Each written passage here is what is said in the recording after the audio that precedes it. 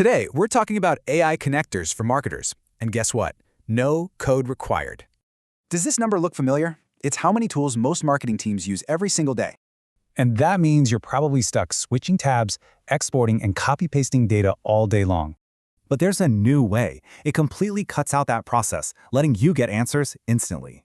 It's called an AI connector. Just think of it like a secure bridge for your AI assistant.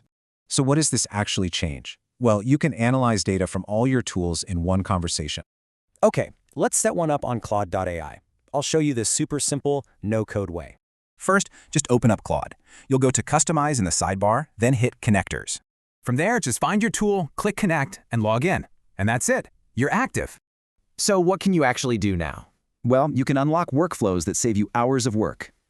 For instance, you could ask a super detailed question like this, pulling from multiple sources at once.